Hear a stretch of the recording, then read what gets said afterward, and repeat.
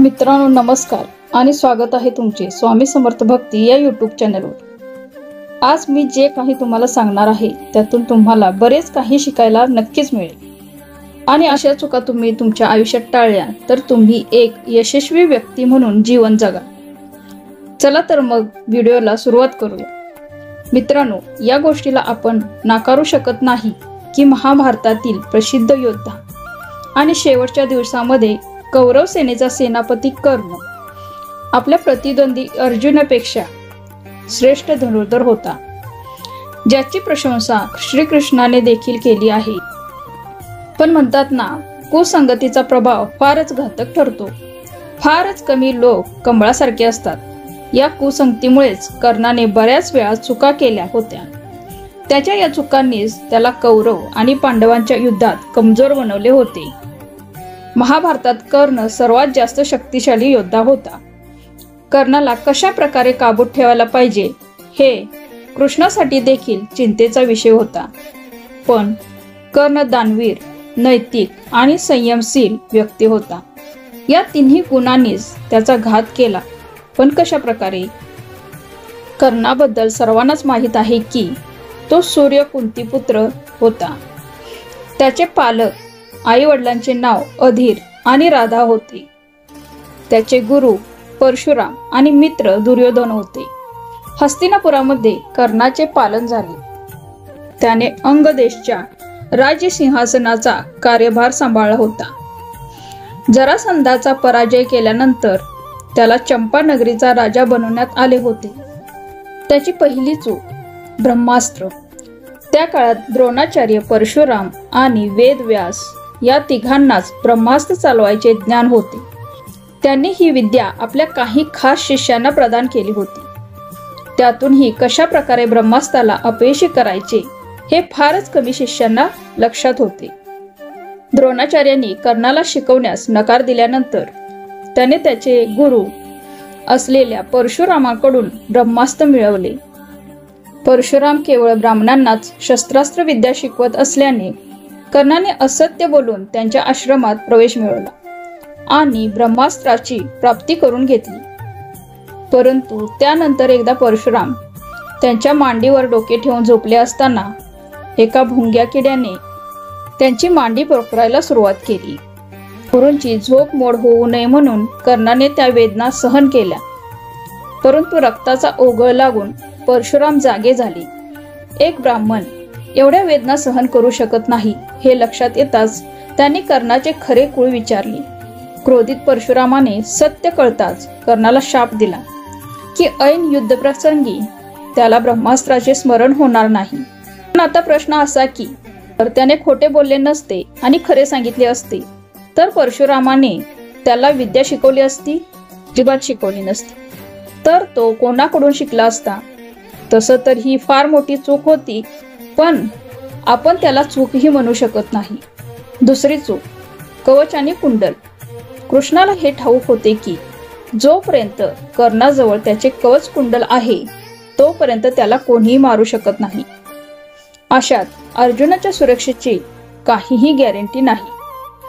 त्यामुळे इंद्रदेव चिंतित होते, कारण अर्जुन त्यांचा पुत्र होता।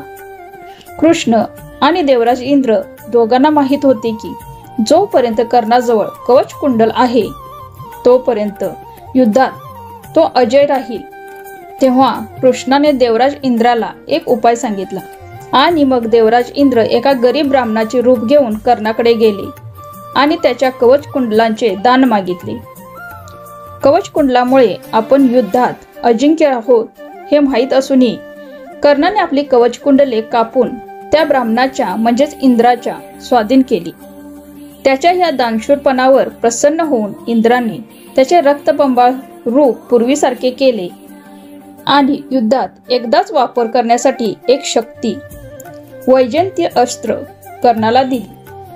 कर्ण काही म्हणेल त्याआधीच देवराजाने ते वज्र शक्ती तेथून ठेवून अंतर्धार पावले। कर्णाने आवाज दिल्यानंतर देखील ते थांबले नाही। नंतर कर्णाला त्या वज्र शक्तीला स्वतःकडे ठेवावे लागले।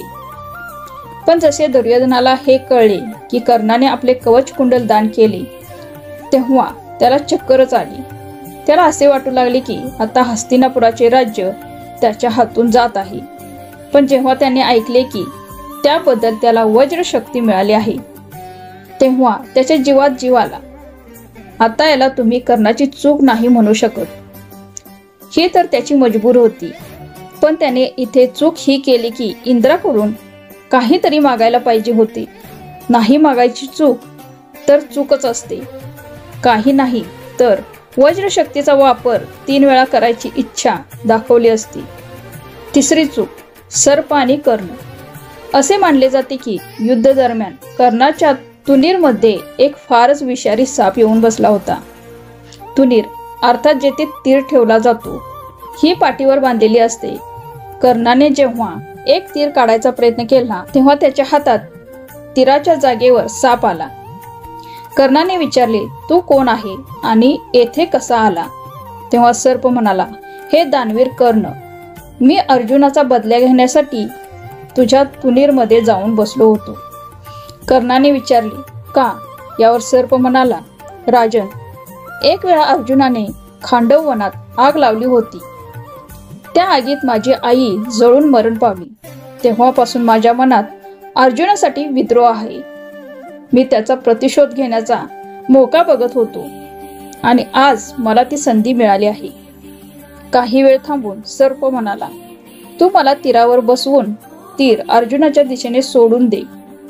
मी सरळ अर्जुनाला डसून घेईन आणि काहीच क्षणात त्याचा मृत्यू होईल. सर्पाची गोष्ट ऐकून कर्ण सहजतेने म्हणाला की, हे सर्पराज, तुम्ही हे चुकीचे कार्य करत आहात. जेव्हा अर्जुनाने खांडववनात आग लावली होती तेव्हा त्याचा उद्देश तुझ्या आईला मारायचा नव्हता. त्यामुळे मी अर्जुनाला कसा दोषी मानू? दुसरे म्हणजे अनैतिकरित्या विजय प्राप्त करणे माझ्या संस्कारामध्ये नाही. म्हणून तू परत जा आणि अर्जुनाला कुठलेही नुकसान पोचवू नको. सर्प तेथून निघून गेला आणि कर्णाला आपले प्राण गमवावे लागले. चौथी चूक, ब्राह्मणाचा शाप. परशुरामाच्या आश्रमातून शिक्षा ग्रहण केल्यानंतर कर्ण वनात भटकत होता. या दरम्यान तो शब्दभेदी विद्या शिकत होता. एक दिवस जेव्हा तो या विद्येचा अभ्यास करत होता तेव्हा एका गायीच्या वासरावर इतर पशु समजून शब्दभेदी बाण चालवतो आणि त्या बाणामुळे ते वासरू मरण पावते.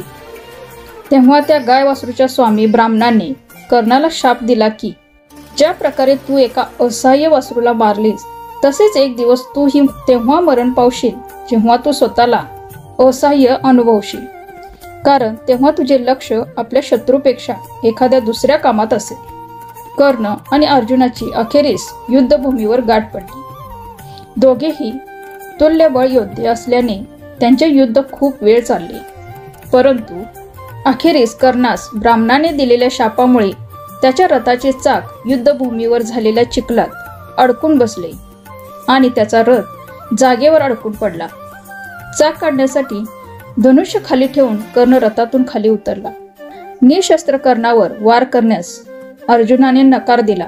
परंतु द्रौपदी वस्त्रहरण आणि अभिमन्यूच्या मृत्यूप्रसंगी कर्णाच्या सहभागाची कृष्णाने अर्जुनाला आठवण करून दिली आणि कर्णावर हल्ला करण्यास सांगितले.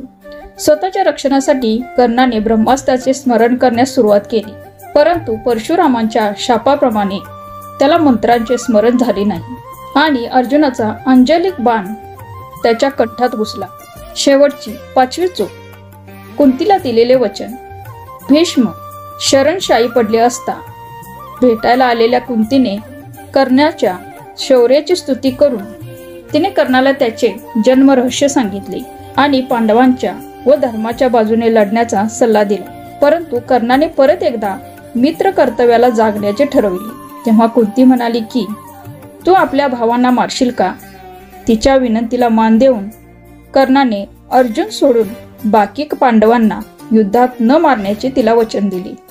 कर्णाने त्यानंतर युद्धात अर्जुन सोडून सर्व पांडवांना गाठून त्यांचा पराभव केला. परंतु कुंतीला दिलेल्या वचनाला जागून त्याने सर्व पांडवांना जिवंत सोडून दिले. तर मित्रांनो, असा होता दानवीर कर्ण. असेच माहितीपूर्ण व्हिडिओ पाहण्यासाठी व्हिडिओला लाईक करून शेअर करा, तसेच चॅनलला सबस्क्राईब करायला विसरू नका. धन्यवाद. श्री स्वामी समर्थ.